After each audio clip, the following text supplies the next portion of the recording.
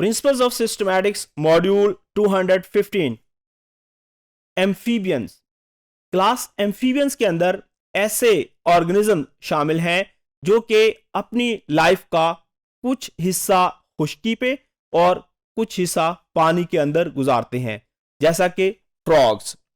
अब अगर हम जो एम्फीबियंस हैं इनके जनरल कैरेक्टर्स की बात करें तो they are first cold blooded vertebrates, यानी जो एम्फीबियंस हैं ये कोल्ड ब्लडेड इनवर्टिब्रेट्स हैं। ये अपने बॉडी का जो टेम्परेचर है उसको मेंटेन नहीं रखते। इस वजह से जो एम्फीबियन है इनकी कोशिश ये होती है कि ये रिस्ट्रिक्ट रहें किसी स्पेसिफिक एनवायरनमेंट के अंदर, क्योंकि अगर एनवायरनमेंट के अंदर बहुत ज्यादा फ्लक्चुएशन है तो इनके लिए मसाइल ज्यादा होते हैं। तो इस वजह से इनकी जो रेंज है वो बहुत ज्यादा वाइड नहीं होती। ये कोल्ड ब्लडेड एनिमल्स हैं। उसके अलावा they can found in fresh water and moist land, यानी पानी के अंदर भी ये अपनी जिंदगी गुजार सकते हैं और खुश्की पे भी ये गुजार सकते हैं। बहुत सारी स्पीशीज ऐसी हैं जो अपना ज्यादातर टाइम खुश्की पर गुजारते हैं, लेकिन फिर भी रिप्रोडक्शन के लिए इनको पानी की जरूरत पड़ती है। इसी तरीके से their body is divided into head and trunk region. The tail may be present और मे बी एब्सेंट। जो एम्फीबिया है, एम्फीबिया की जो डिफरेंट क्लासेस हैं उसके अंदर कुछ क्लासेस ऐसी हैं जिनके अंदर टेल मौजूद नहीं है, जैसे एन्यूरा। फ्रॉग के अंदर अगर हम देखें तो इसके अंदर टेल मौजूद नहीं है अडल्ट फॉर्म के अंदर। इसी तरीके से कुछ स्पीशीज ऐसी हैं जिनके अंदर बकायदा टेल मौजूद है। तो टेल इनके अंदर मौजूद हो भी सकती है या इट मे बी एब्सेंट। उसके बाद द स्किन इज स्मूथ और rough having glands which keep it moist. इसकी जो बॉडी है, इसकी जो स्किन है, यहां पे खास किस्म के ग्लैंड्स हैं जो कि म्यूकस की तरह का मटेरियल पैदा करते हैं, जिसकी वजह से इनकी जो बॉडी है वो मॉइस्ट रहती है। इसी वजह से इनकी बॉडी के जरिए भी जो स्किन है उसके जरिए भी रेस्पिरेशन का प्रोसेस हो सकता है। उसके अलावा they are usually without scales. Fishes के अंदर हमने बात की थी कि इनके अंदर स्केल्स मौजूद हैं, लेकिन एम्फीबियंस के अंदर स्केल्स मौजूद नहीं होते। उसके अलावा but if present they are hidden beneath the skin. उसके बाद इनके अंदर पेयर्ड फिन्स जैसे कि फिशेस के अंदर मौजूद थे वो इनके अंदर एब्सेंट हैं। ये टेट्रापोड्स हैं। इनके अंदर जो लिम्स हैं उनकी तादाद 4 है।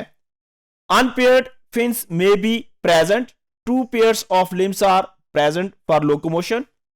लेकिन कुछ इनके अंदर ऐसे भी ऑर्गेनिजम्स हैं जिनके अंदर लिम्स नहीं है, उन्होंने अपने लिम्स को लूज कर दिया है। उसके अलावा जो एम्फीबियंस हैं, एम्फीबियंस हमने कहा कि ये खुश्की पे सरवाइव कर सकते हैं, लेकिन इनको रिप्रोडक्शन के लिए जरूरत होती है मॉइस्ट एनवायरनमेंट की, पानी की। बहुत सारे जो एम्फीबियन हैं इनके अंदर, जैसा कि रेप्टाइल्स के अंदर जेनिटेलिया मौजूद हैं, इनके अंदर इस तरीके से इंटरनल फर्टिलाइजेशन के लिए जेनिटेलिया मौजूद नहीं होते। इसी वजह से इनके अंदर जो फर्टिलाइजेशन का प्रोसेस है वो एक्सटर्नल है।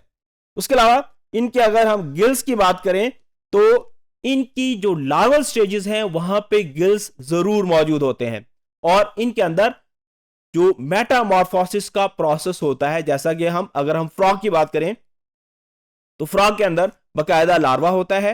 उसके बाद ये जो लार्वा है इसके अंदर टेल भी मौजूद होती है, लेकिन जब ये अडल्ट हो जाता है तो वहां पे इसकी टेल मौजूद नहीं होती।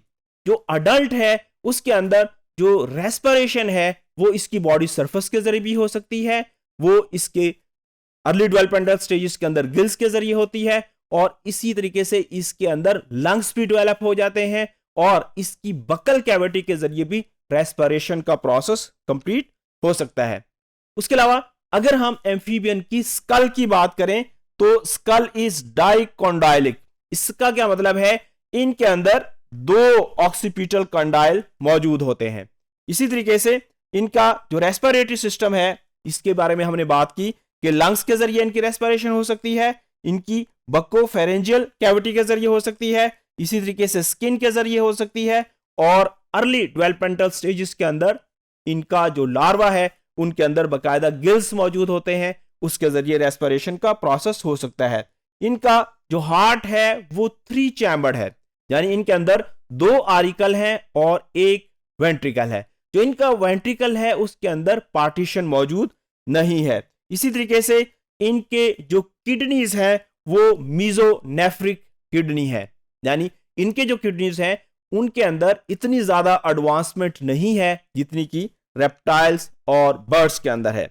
इसी तरीके से इनका जो एलिमेंट्री कैनाल है इसके अंदर urinary and reproductive tracts open into A common chamber जिसको हम क्लोएका कहते हैं। यानी इनका जो एलिमेंट्री कैनाल है, इसके यूरिनरी सिस्टम, इनका जो रिप्रोडक्टिव सिस्टम है वो एक कॉमन ओपनिंग के अंदर खुलता है जिसको क्लोएका हम कहते हैं।